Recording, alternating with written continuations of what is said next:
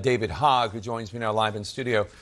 David, as a survivor of the 2018 Florida shooting in Parkland, what do you make of the fact that 3 weeks ago, the Florida State House voted to lower the minimum age to buy a long gun from 21 to 18? It had been raised because you and your fellow classmates had lobbied the Florida legislature, and there was a package of gun reform and red flag laws and psychological help and school safety officers, a whole thing that Governor Rick Scott, Republican, signed into law. But now they're talking about lowering the age back to 18 for long gun purchases. It's ridiculous. I mean, it was Republicans that passed that law in the first place.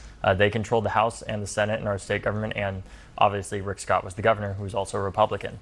The reason why this law matters is because the shooter in Parkland was not able to purchase a handgun under federal law because he was not over the age of 21, but he was able to purchase an AR-15 because that's the logic of the NRA. They're actively trying to lower that age once again in Florida, and it's just ridiculous. We're seeing time and time again in instances, whether it's Uvalde, whether it's Parkland or other instances, many of these shooters are under the age of 21, and it simply does not make sense that if you can't buy a handgun, that you should be able to purchase an AR-15 in the first place. Let's talk about what you did this week, raising a lot of eyebrows here in Washington, D.C. Just a few. You announced this week, you're the vice chair of the Democratic National Committee, but you're raising $20 million to boost primary challengers running in safe Democratic seats against incumbent Democrats. Yes, safe Thank you for the clarification. Yeah, it's causing a lot of stir. We asked James Carville about it the other day. We couldn't get you. We couldn't book you that day for whatever reason. Well, rest assured, he's my biggest fan. Well, so here's James Carville. Here's what he had to say about your idea. Take a listen. The most insane thing I ever heard as the vice chair of the Democratic National Committee is spending $20 million running against other Democrats. Aren't we supposed to run against Republicans?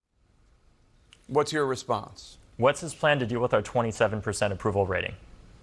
That's my question to him. The fact of the matter is right now, our party is in a crisis. We are seeing people lose faith in our party. They're losing faith in democracy across the country.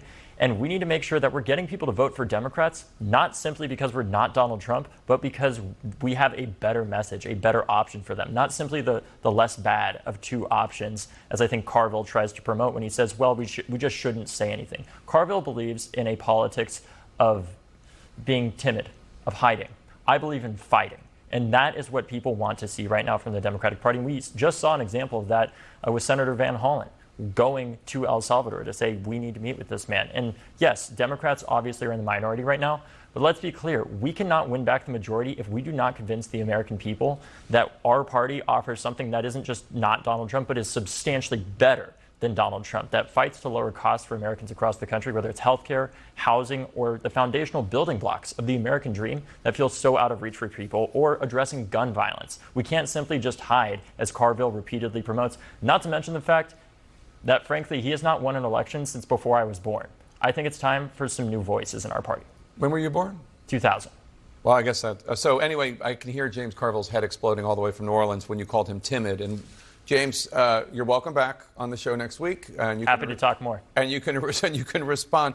Who are some of the Democrats that you want to primary? Who are some of these people that you think deserve the Democrats to focus on them in their safe seats, $20 million worth? Well, in particular, right now, what we're hoping with this effort is by announcing this, we can get a lot of them to decide not to run for office again so that this isn't necessary. Give me one. Give me one name. Well, I have to wait to see who retires out there because we don't want to pick unnecessary fights. But we're willing to do that if our approval rating continues to be at this rate, not to mention the fact, yes, we're planning on spending millions of dollars to ensure that we're getting Democrats that are simply, this is not a thing that is just about age. To be clear, there are older people who suck, as we just saw, and there are younger people who suck as well, and people of all ages. Unfortunately, that is not specific to age. We are here to find the most effective young people in our country, truly generational leaders, and replace people that are failing to meet the moment right now that we hope step aside. And in addition to that, we want our frontline candidates to win. Just yesterday, we gave the DCCC $100,000 as one of their biggest contributors this cycle.